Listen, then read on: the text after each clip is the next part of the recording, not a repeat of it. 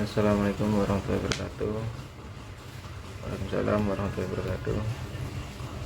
Di sini saya akan menerangkan sedikit dari teknik dasar kriptografi dan steganografi. Di sini saya Anang Sulhoir dengan NIM 90406200047, mata kuliah jaringan keamanan komputer, dan dosen pengampu yaitu Muhammad Yasin, Eskom, Mkom, dan MBA. Untuk konten yang akan saya bahas yaitu pertama teknik dasar kriptografi yang memuat pertama sejarah kriptografi, dua substitusi, blocking, permutasi, dan ekspansi. Kemudian yang dibahas selanjutnya yaitu steganografi yang memuat materi pertama histori steganografi, prinsip atau cara kerja, kriteria dan aspek dalam stenografi. Yang keempat yaitu jenis-jenis teknik stenografi. Kemudian yang kali ini kita bahas pertama yaitu teknik dasar kriptografi. Sejarah kriptografi yaitu terdiri dari menjadi dua macam kriptografi, klasik dan modern. Dalam kriptografi klasik, metode enkripsi dilakukan dengan menggunakan kertas dan pensil.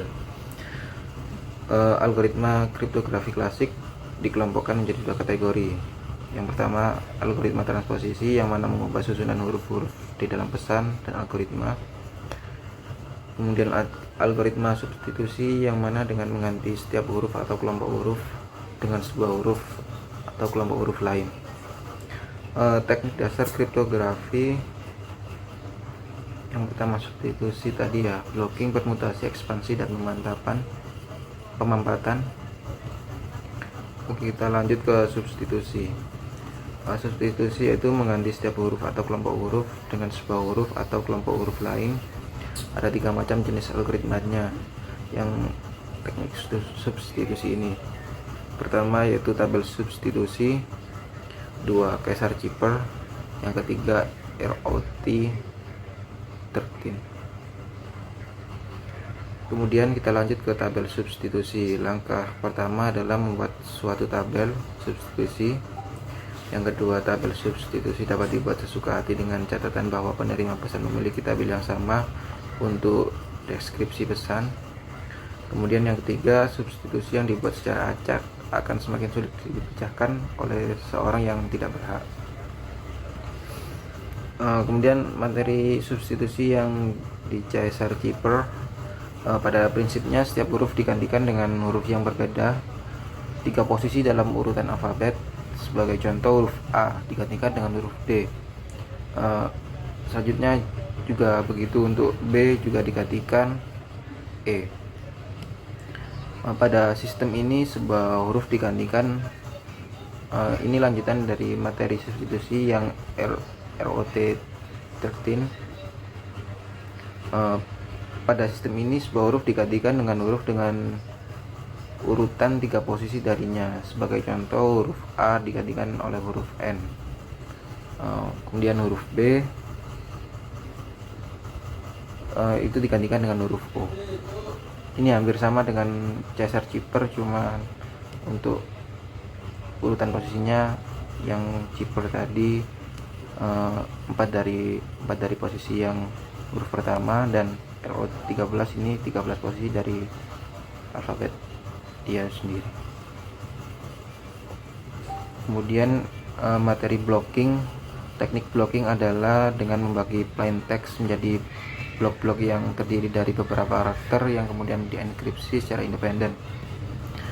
Pertama, pilih jumlah lajur dalam kolom untuk penulisan pesannya. Jumlah lajur dan kolom menjadi kunci dalam kriptografi teknik blocking. Plain text ditulis secara vertikal berurutan pada lajur dan dilakukan pada kolom berikutnya sampai seluruhnya tertulis. Ciphertextnya adalah hasil pembacaan plain text secara horizontal berurutan sesuai dengan bloknya. Ini sebagai contoh plain textnya saya lagi belajar kriptografi yang menggunakan teknik blocking dengan satu blok berisi 4 karakter. Hasil ciphertextnya yaitu sebagai berikut ini ya: SIRGE, RYB, KAE, ERF, LIL, AP, AJT, GAO. Kemudian kita lanjut untuk materi permutasi. Yang pertama, pada teknik substitusi, karakter berbeda pada posisi yang tetap, tetapi identitasnya yang diacak. Sedangkan pada teknik permutasi ini, identitas karakter tetap namun posisinya yang diacak. Sebelum dilakukan permutasi, umumnya plain text terlebih dahulu dibagi menjadi blok-blok dengan panjang yang sama. Plain text akan dibagi menjadi blok yang terdiri dari 6 karakter. Teknik permutasi ini menerapkan metode transposisi, yakni memindahkan atau merotasi karakter dengan aturan tertentu. Prinsipnya yaitu berlawanan dengan teknik substitusi. Sebagai contoh itu ya plain text dan ciphertextnya. Kemudian kita lanjut untuk materi ekspansi. Teknik ekspansi adalah metode sederhana untuk mengacak pesan dengan cara memecahkan pesan dengan menggunakan aturan tertentu. Bila suatu kata dimulai dengan huruf konsonan atau bilangan ganjil, maka awal huruf dipindahkan ke akhir kata dengan menambahkan akhiran an.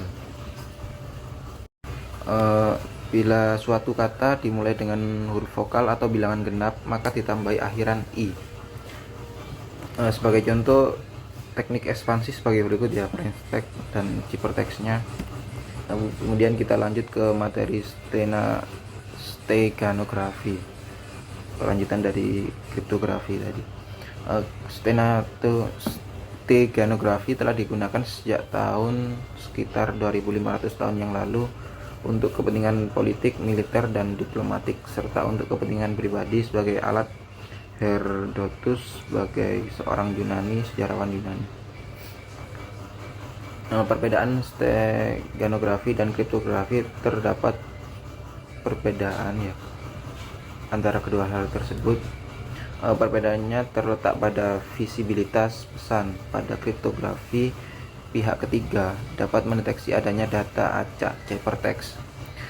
Karena hasil dari kriptografi berupa data yang berbeda dari bentuk aslinya, maka biasanya data diolah menjadi berantakan, tetapi dapat dikembalikan ke bentuk semula. Berbeda dengan kriptografi yang menjaga kerahasiaan pesan dengan cara mengubah bentuk pesan agar tidak dapat dipahami oleh orang lain. Steganografi merupakan suatu teknik penyembunyian pesan pada suatu media yang perlu diperhatikan dalam steganografi. Suatu pesan tidak harus diubah menjadi acak, tetapi pesan tersebut disembunyikan pada suatu median agar pesan tersebut tidak terlihat. Salah satu keuntungan steganografi dibandingkan dengan kriptografi adalah bahwa pesan yang dikirim tidak menarik perhatian, sehingga media penampung pesan tidak akan menimbulkan kecurigaan bagi pihak ketiga. Kemudian untuk lanjutannya yaitu prinsip atau cara kerja steganografi. Untuk menyisipkan data yang ingin disembunyikan membutuhkan dua unsur. Pertama adalah media penampung seperti citra, suara, video, dan sebagainya yang terlihat tidak mencurigakan untuk menyimpan pesan rahasia. Kedua adalah pesan yang ingin disembunyikan, yaitu media penampungnya berupa citra yang disebut cover object, dan citra yang telah disisipkan pesan disebut stego object. Ini adalah algoritma dari gambaran prinsip kerja steganografi tadi ya. Secara umum terdapat dua proses di dalam steganografi, yaitu embedding untuk menyisipkan pesan ke dalam cover object, dan proses decoding untuk ekstraksi pesan dari stego object. Kedua proses ini mungkin memerlukan kunci rahasia yang dinamakan stego key, agar hanya pihak yang berhak saja yang dapat melakukan penyisipan dan ekstraksi pesan. Kemudian kita lanjut ke kriteria dan aspek dalam steganografi. Penyembunyian data rahasia ke dalam media digital mengubah kualitas media tersebut. Kriteria yang harus diperhatikan dalam penyembunyian data diantaranya adalah fidelity, mutu citra penampung tidak jauh beda, robustness, data yang disembunyikan harus tahan terhadap manipulasi yang dilakukan pada citra penampung. Yang ketiga yaitu recovery, data yang disembunyikan harus dapat diambil kembali. Sebuah steganografi memiliki 3 aspek yang dapat menentukan berhasil tidaknya atau baik-baiknya sebuah steganografi dalam melakukan pekerjaan, yaitu pertama ada kapasitas, kedua ketahanan, yang ketiga adalah keamanan. Kita lanjut untuk materi steganografi, yaitu jenis-jenis tekniknya.